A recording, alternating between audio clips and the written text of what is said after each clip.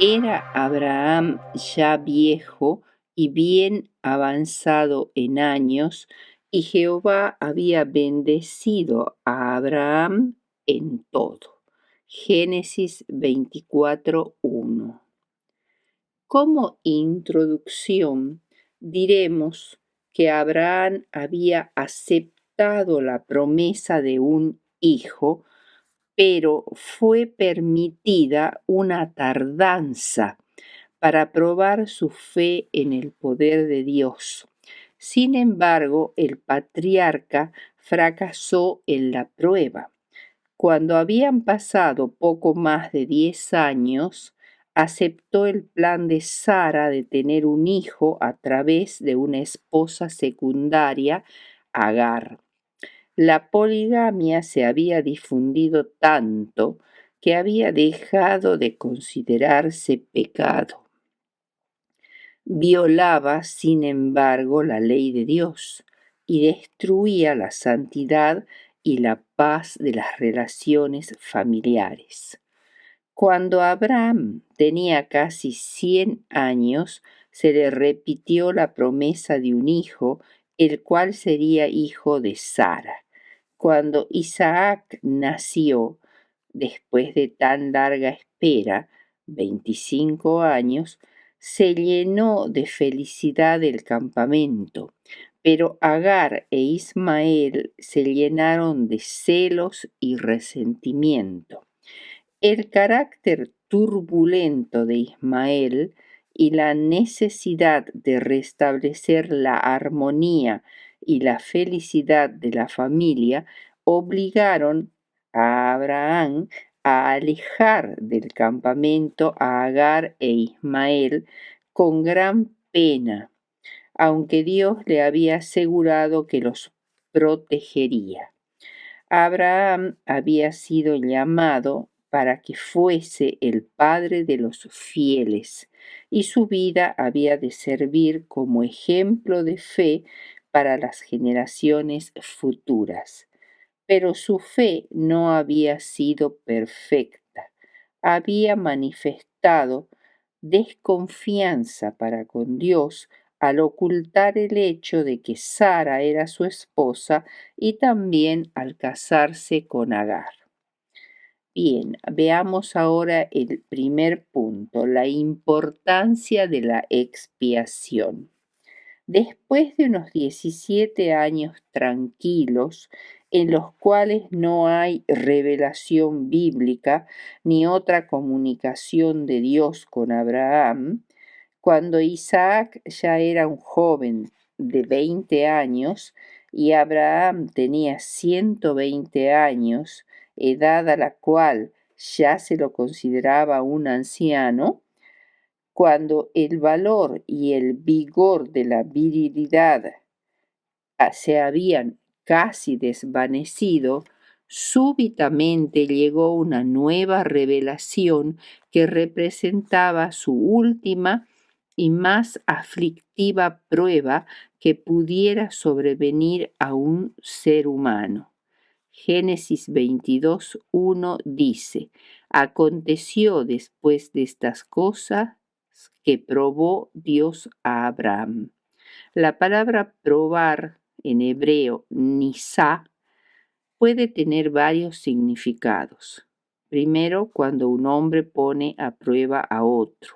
Por ejemplo, cuando la reina de Sabá visitó a Salomón para probarle con preguntas difíciles, con el fin de saber si su sabiduría era tan grande como su reputación. Primera de Reyes 10:1. Segundo, cuando Dios prueba o examina a un hombre. Éxodo 16:4. He aquí yo os haré llover pan del cielo, y el pueblo saldrá y recogerá diariamente la porción de un día, para que yo lo pruebe si anda en mi ley o no. Tercero, cuando un hombre pone a prueba a Dios, tratando de obligarlo a proceder de acuerdo con los propósitos humanos. Esto es presunción, no fe. Éxodo 17:2. Y altercó el pueblo con Moisés y dijeron: danos agua para que bebamos. Y Moisés les dijo, ¿por qué altercáis conmigo? ¿Por qué tentáis o probáis a Jehová? En este caso la prueba fue, toma ahora tu hijo, tu único, Isaac, a quien amas, y ofrécelo allí en holocausto. Génesis 22:2. En este tiempo Abraham moraba en Beerseba, rodeado de prosperidad y honor. Era muy rico y los soberanos de aquella tierra le honraban como un príncipe muy poderoso. Miles de ovejas y vacas cubrían la llanura que se extendía más allá de su campamento. Por doquiera estaban las tiendas de su séquito para albergar centenares de siervos fieles. Su heredero había llegado ya a la edad viril. El cielo parecía haber coronado de bendiciones la vida de sacrificios y paciencia frente a la esperanza aplazada. Por obedecer con fe, Abraham había abandonado su país natal, había dejado atrás las tumbas de sus antepasados y la patria de su parentela, había andado errante como peregrino por la tierra que sería su heredad. Había esperado durante mucho tiempo el nacimiento del heredero prometido. Por mandato de Dios había desterrado a su hijo Ismael, y ahora el hijo a quien había deseado durante tanto tiempo entraba en la edad viril y de pronto se halló frente a una prueba mayor que todas las demás. Cuando Dios se refirió a Isaac como tu único, quería decir el heredero legítimo de la promesa. La orden indicaba llevar a Isaac a tierra de Moria, la zona montañosa en torno a Jerusalén, y ofrecerlo en holocausto. Los sacrificios de seres humanos, especialmente de niños, eran comunes en los tiempos antiguos. Los cananeos practicaban tales ritos como lo afirman la Biblia y la arqueología. Por tanto, no era una idea extraña para Abraham el sacrificar un primogénito ante la deidad, pero Dios prohibía explícitamente tales sacrificios. Levítico 18:21. Isaac era la luz de su casa, el solaz de su vejez y sobre todo el heredero de la bendición prometida. La pérdida de este hijo por un accidente o alguna enfermedad hubiera partido el corazón del amante padre, hubiera doblado de pesar su encanecida cabeza, pero he aquí se le ordenaba que con su propia mano derramara la sangre de ese hijo. Le parecía que se trataba de una espantosa imposibilidad. Veamos ahora las excusas que podía o argumentos que podía haber presentado Abraham a Dios para no cumplir con esta orden. Abraham podría haber presentado a Dios múltiples excusas para no cumplir la orden de ofrecer a su hijo en holocausto. Primero, que Dios no podía ordenarle matar a su propio hijo porque la ley divina demanda no matarás. Segundo, si Isaac era su único hijo y él debía matarlo, ¿cómo se cumpliría la promesa de una descendencia innumerable como las estrellas. Tercero, Isaac era la delicia y el orgullo de Sara. Su vida estaba ligada a la de su hijo. Matar a Isaac era matar a Sara. Cuarto, si mataba a su hijo, se lo consideraría un asesino, un segundo Caín, y sus enseñanzas serían menospreciadas y desechadas. Quinto, su avanzada edad lo dispensaba de obedecer tal orden. Y sexto, Dios aborrece los sacrificios humanos. No podía exigir uno ahora. Abraham, atormentado por la duda y la angustia, se arrodilló y oró como nunca antes, para pedir que se le confirmase la terrible orden, que se le diese una señal. Fue a buscar a los ángeles que le habían revelado la destrucción de Sodoma en el lugar donde ellos habían aparecido, pero no halló a nadie.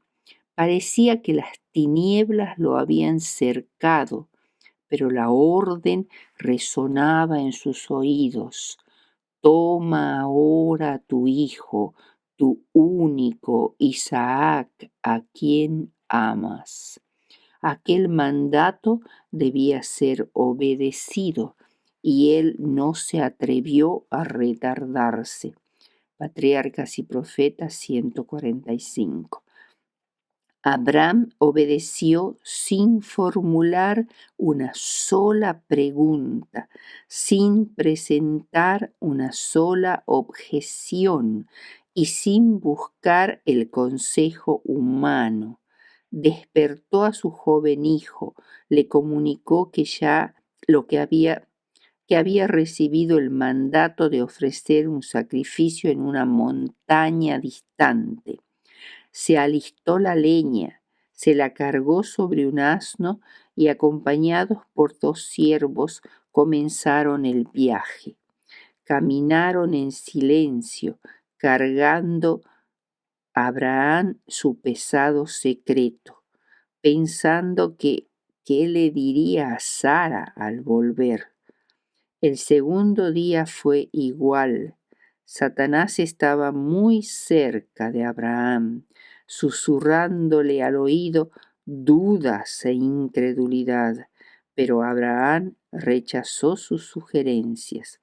Cuando se disponían a comenzar la jornada del tercer día, después de 2 noches de insomnio y oración, el patriarca, mirando hacia el norte, vio la señal prometida, una nube de gloria que cubría el monte Moria, y comprendió que la voz que le había hablado procedía del cielo. Patriarcas y Profetas 146. Entonces su fe repitió la promesa. En Isaac te será llamada descendencia. Isaac era el hijo del milagro. ¿Acaso Dios no podía devolverle la vida resucitándolo de entre los muertos? Como dice Hebreos 11:19. Y este pensamiento lo fortaleció para obedecer. Es tristísimo y desgarrador el diálogo de Abraham con los siervos y con Isaac. Al llegar al pie del monte, Abraham les dice a los servidores: esperad aquí, yo y el muchacho iremos más allá, adoraremos y volveremos otra vez. Abraham creía firmemente que de algún modo desconocido para él, Isaac volvería a la vida, sería resucitado, porque creía en la promesa de que sería su heredero. Isaac cargó la leña, el padre llevó el cuchillo y el fuego, y juntos ascendieron a la cima del monte. El joven, silencioso, se preguntaba de dónde vendría la víctima. Finalmente dijo: Padre mío, he aquí el fuego y la leña, mas ¿dónde está el cordero para el holocausto? Isaac no sospechaba en lo más mínimo que él iba a ser el cordero. Cómo hirieron el corazón de su padre esas inocentes palabras de Isaac. Todavía no podía decirle la verdad, así que le contestó: Dios se proveerá de cordero para el holocausto, hijo mío. En el sitio indicado construyeron el altar y compusieron sobre él la leña. Entonces, con voz temblorosa, Abraham reveló a su hijo el mensaje divino. Con terror y asombro, Isaac se enteró de su destino, pero no ofreció resistencia. Habría podido escapar a esa suerte si lo hubiera querido. El anciano, agobiado de dolor, cansado por la lucha de aquellos 3 días terribles, no habría podido oponerse a la voluntad del joven vigoroso. Pero Isaac había sido enseñado a obedecer desde la niñez pronta y confiadamente, y cuando el propósito de Dios le fue manifestado, lo aceptó sumisamente y voluntariamente. Consideraba como un honor el ser llamado a dar su vida en holocausto a Dios. Con ternura trató de aliviar el dolor de su padre y animó las debilitadas manos para que ataran las cuerdas que lo sujetarían al altar. Por fin se dicen las últimas palabras de amor, derraman las últimas lágrimas y se dan el último abrazo. El padre levanta el cuchillo para dar muerte a su hijo, y de repente su brazo es detenido. Un ángel del Señor llama al patriarca desde el cielo: Abraham, Abraham. Heme aquí, contesta él. No extiendas tu mano sobre el muchacho, ni le hagas nada, que ya conozco que temes a Dios, pues que no me rehusaste tu hijo, tu único. Entonces vio Abraham un carnero a sus espaldas, trabado en un zarzal, y enseguida trajo la nueva víctima y la ofreció en lugar de su hijo. Lleno de felicidad y gratitud, Abraham dio un nuevo nombre a ese lugar que desde ahora era sagrado para él, y lo llamó Jehová Shireh, que significa Jehová proveerá. Allí mismo renovó su pacto con Dios, quien le confirmó con un solemne juramento la bendición prometida a él y a su descendencia.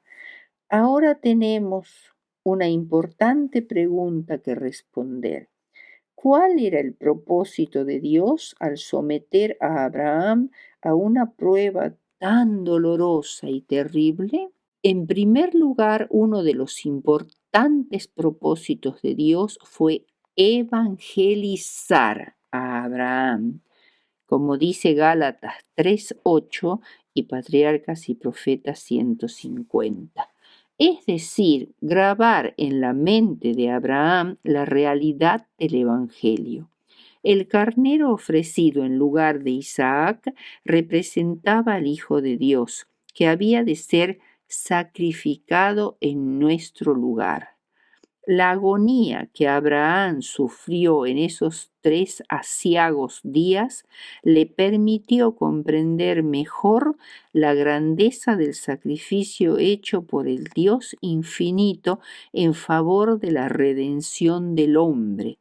Dios le enseñó, no por medio de palabras difíciles, sino que por su propia agónica experiencia pudo comprender en parte, mínima parte, lo que sufriría Dios. Cuando Cristo sufrió la humillación y la angustia de la cruz, no hubo voz que clamara «¡Basta!». El Rey de la Gloria dio su vida para salvar a la raza humana. Fue por esta experiencia que Jesús dijo a los judíos: Abraham, vuestro padre, se gozó por ver mi día y lo vio y se gozó. En Juan 8:56. Y Jesús se estaba refiriendo a esta experiencia del patriarca en la cual él pudo vislumbrar mejor esta imagen del Mesías que vendría a morir por la humanidad. Segundo, pero había otro propósito que era de tan alto alcance que fue planeado para instruir a los seres sin pecado del cielo y de otros mundos, ya que desde la caída en el pecado, la tierra es el libro de texto del universo. Por haber demostrado a Abraham falta de fe en las promesas de Dios, Satanás le había acusado ante los ángeles y ante Dios de no ser digno de sus bendiciones. Dios deseaba probar la lealtad de su siervo. Los seres celestiales fueron testigos de la escena en que se probó la fe de Abraham y la sumisión de Isaac. Esta fue una prueba mucho más severa que la impuesta a Adán, ya que exigía el más atroz sacrificio. Todo el cielo presenció, absorto y maravillado, la intachable obediencia de Abraham. Todo el cielo aplaudió su fidelidad. El pacto de Dios confirmado a Abraham mediante un juramento ante los seres de otros mundos atestiguó que la obediencia sería premiada. Patriarcas y Profetas, página 151. Tercer objetivo de Dios. Con el acto de obediencia de Abraham al ofrecer a su hijo en holocausto, se derramó luz sobre el misterio de la redención y aún los ángeles comprendieron más claramente las medidas admirables que había tomado Dios para salvar al hombre. Patriarcas y Profetas, página 151. Segundo punto, la muerte de Sara y su entierro. Como madre de todos los creyentes, Sara es la única mujer cuya edad en el momento de morir es mencionada en las Escrituras. Tenía 127 años.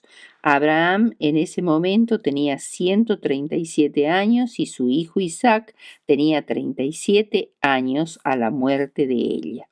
Abraham se había trasladado desde la tierra de los filisteos a su antigua residencia en Hebrón.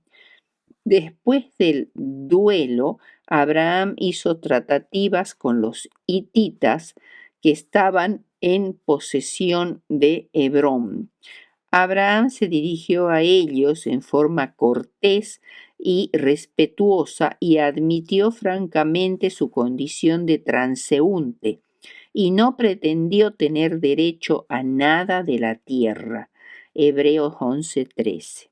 Aunque Dios le había prometido toda Canaán y que con unos cuantos centenares de sus siervos había derrotado a los reyes de Mesopotamia, y aunque estos mismos hititas lo habían reconocido como un príncipe de Dios, en Génesis 23:6, sin embargo, Abraham humildemente no presentó ninguna demanda a sus vecinos y pidió permiso para conseguir un título de propiedad de una parcela de tierra, no por derecho, sino como un favor y por un precio.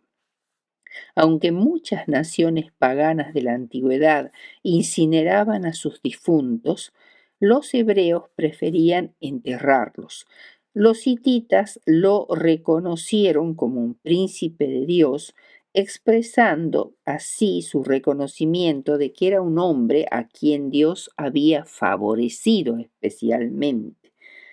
Primero pusieron a su disposición los lugares donde ellos sepultaban a sus muertos, un gesto verdaderamente cortés, pero Abraham formuló una propuesta concreta. Pidió a los ancianos de la ciudad que usaran su influencia para conseguir la propiedad de Efrón hitita. Este hombre tenía una propiedad que en un extremo tenía una cueva, la cueva de Macpela, que aparentemente era una cueva doble, porque el nombre de Macpela significa duplicidad. Allí fueron depositados sucesivamente los restos de Sara, Abraham, Isaac, Rebeca, Lea y Jacob. Ha sido identificada con las cuevas, una encima de la otra, debajo de una mezquita musulmana en una loma cerca de Hebrón. Esto dice el Comentario Bíblico Adventista, tomo 1, página 368. Durante mucho tiempo ha estado prohibido su acceso hasta la Primera Guerra Mundial, en que varios cristianos accedieron a la cueva superior, donde solo están las lápidas con los nombres de Abraham, Sara, Isaac, Jacob, Rebeca y Lea. No se ha podido acceder aún a la cueva inferior donde están las tumbas. Efrón primero ofreció toda la heredad que contenía la cueva como un regalo directo, pero en realidad esto quería decir entre los orientales que no estaba dispuesto a vender la cueva solamente sin la heredad por una cuestión de impuestos.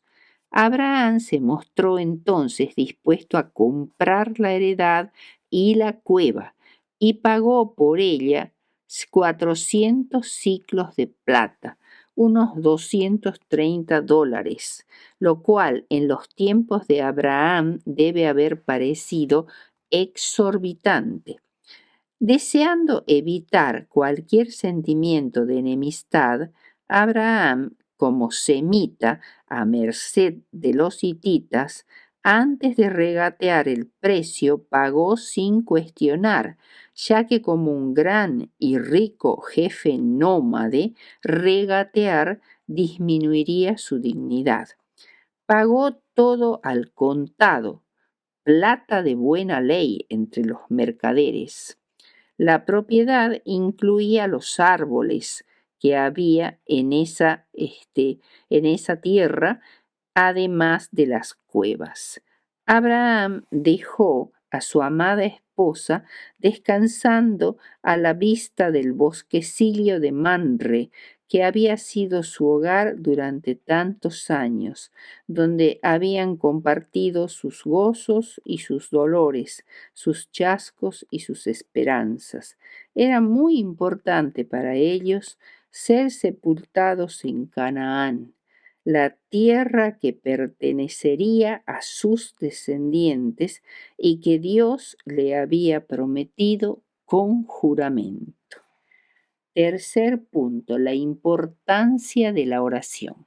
3 años después de la muerte de Sara, teniendo Abraham 140 años y su hijo Isaac 40 años, se consideró como algo de suma importancia arreglar un matrimonio concertado por los padres, pero sin ignorar los deseos de los jóvenes mismos.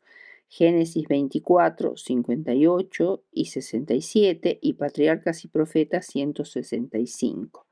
Se describe a Isaac como un joven de afectos profundos y de naturaleza benigna y condescendiente, por lo cual Abraham temía que si se unía con una mujer que no temía a Dios, se vería en peligro de sacrificar sus principios en aras de la armonía. Su propia experiencia con Agar y las vicisitudes de Lot y de Ismael le habían enseñado el peligro de las alianzas con gentes de origen pagano. La historia de Eliezer, quien viaja a Harán en busca de los parientes de Abraham para buscar allí una esposa apropiada para Isaac, está llena de oraciones y de respuestas a esas oraciones. Abraham le aseguró a su mayordomo Eliezer, tan creyente como él, que podría contar con Dios en toda esta compleja situación. En toda esta operación estaba contemplada la libertad de elección de la posible esposa. Si no quisiera acompañar al siervo, no debía ser obligada a hacerlo. Eliezer era un hombre de experiencia y de sano juicio, que gobernaba todo lo que Abraham tenía. Llegó a la Mesopotamia, o también llamada Aram de los dos ríos, zona en el norte de la Mesopotamia entre el Éufrates superior y el río Jabur, hasta la ciudad de Nacor, con una caravana de 10 camellos. Cuando llegó a la ciudad, se detuvo en el pozo que existía fuera de la misma para descansar y esperar que le dieran de beber. La costumbre oriental desde la más remota antigüedad era que las mujeres sacaran agua del pozo y lo llevaran a casa en cántaros o en odres. Por lo tanto, era un buen lugar y una buena oportunidad para observar a las jóvenes casaderas de la ciudad. Veamos primero la oración de Eliezer a Dios, que tiene 3 componentes y está en Génesis 24, 12 al 14. En primer lugar, Eliezer se dirige a Dios como su Dios personal e histórico, en el versículo 12. Oh Jehová, Dios de mi señor Abraham, dame, te ruego, el tener hoy un buen encuentro y haz misericordia con mi señor Abraham. Segundo, Eliezer ruega por el éxito de la operación. Que me des éxito. El siervo pide que Dios dé lugar a la posibilidad de este encuentro. O sea, que Eliezer no cree en absoluto en la casualidad fortuita. O sea que Dios tiene el control del azar. Él es el Dios de la providencia, quien puede hacer que ocurra el evento. El siervo determina el lugar, el pozo y el momento de inmediato. Tercer punto, Eliezer establece condiciones específicas. Para seleccionar a la esposa, la candidata debe, primero, bajar su cántaro ante él, un extraño. Génesis 24:14. Segundo, debe ofrecerse voluntariamente para dar de beber a sus 10 camellos. Esto es indudablemente una prueba que revelaría la personalidad de esa mujer, su generosidad, su amabilidad para con personas no conocidas, extrañas, su voluntad de servir más allá de lo requerido, su hospitalidad, su resistencia y su fortaleza física. Lo interesante es que el cumplimiento de la oración de Eliezer comenzó incluso antes que él terminara de orar, como dice Génesis 24:15.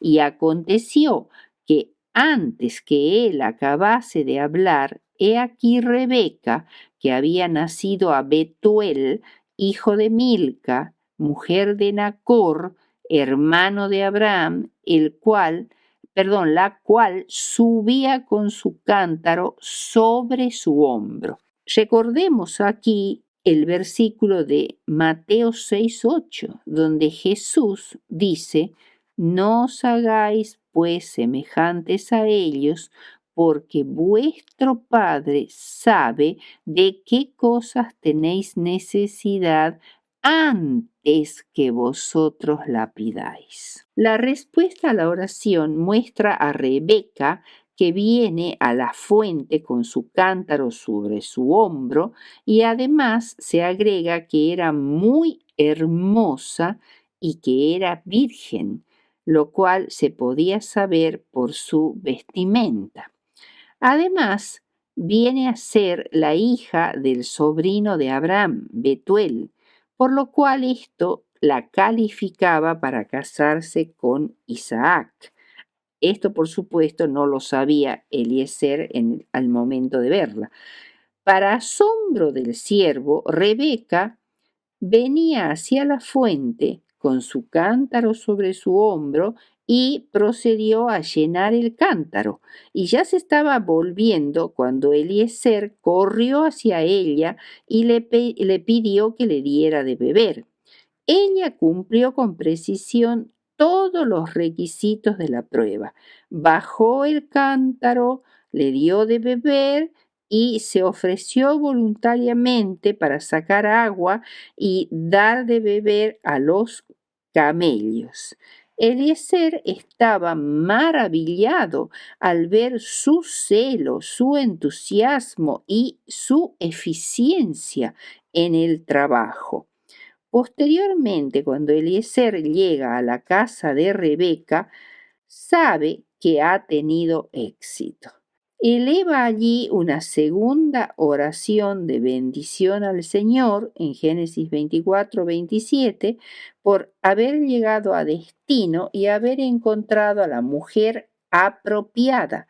O sea, Dios no es simplemente un Dios de amor y gracia, sino es un Dios de verdad y de acción que hace que las cosas sucedan.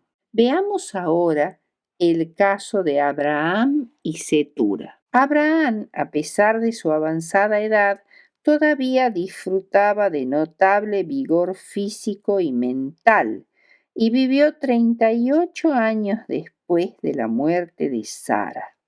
El casamiento de Isaac dejó a Abraham más solitario y puede haberlo inducido a tomar otra esposa para hacer felices sus últimos años.